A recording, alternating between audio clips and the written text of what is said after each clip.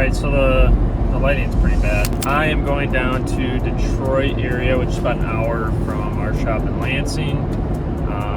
We've been salting a ton recently, and we have a salter that has got a gearbox that we have on order. And so I'm headed down to the Detroit area to pick up another salter. This is a Swenson brand salter. It is a hydraulic salter, which is again one of the perks of having hydraulic salters is they're pretty universal and they're pretty bulletproof. Generally speaking, they're pretty expensive when you buy them new, but if you kind of watch Facebook Marketplace, you can find some hydraulic salters for some pretty decent pricing. So I found this one the other day. The guy's trying to get rid of it. He bought a truck that had it on it. They're not using it.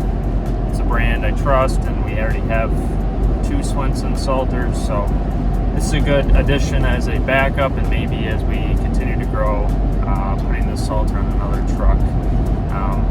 It's kind of always good to keep your eye on salters. You know, you never know when a deal is going to come up, and that's what's going on today. So, all right, we got it all loaded up. It took a little bit. We had to get all the wiring out. This has got a brine system on it. Never really used brine, but we're gonna at least have it in the case we do want to use it. So all loaded up and we'll head back.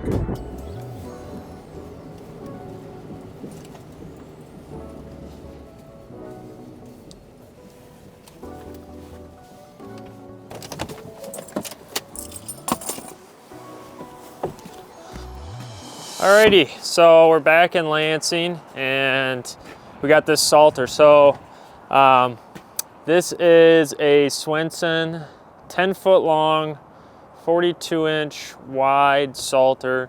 I believe it's a 5-yard salter. So slightly bigger than what is on our current setups with the salt dogs. This is more similar to what our 750 has. So some might ask, why did we buy it? I found it on Facebook. It was a really good deal, and like I said in the other video, the hydraulic salters are something that you can find really good deals on if you're watching them. This was a perfect example of this. This salter was off of a truck. It was an F650, and the company that had it bought the truck from a landscape company. They're not a landscape company. They don't do snow removal. He just wanted to unload it, so we were able to pick it up for a really good price. The other thing is, with the crazy winter we've had this year, we've been going through just an insane amount of salt, which normally is fine, and it is fine, but the equipment is starting to see some wear and tear. So we're having salters that are getting down. Fortunately, we do have a backup always, but it seemed like it was the right fit to pick this up, you know, as a backup, as well as if we do get another truck, it's a pretty, you know, pre-built, ready to go system.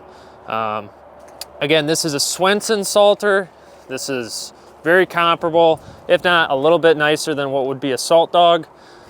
We have 2 Swensons in our fleet. I've had them in the past. They're good salters. They do a really good job. Again, this one has the liquid brine. We, again, have not used liquid brine, but it's something that it's a good feature to have if we do want to use it. I know there's guys that preach it, you know, it's just in our market and our temps, we haven't really needed it. Only once this year would have been nice. So we'll see. It might be something down the road that we consider.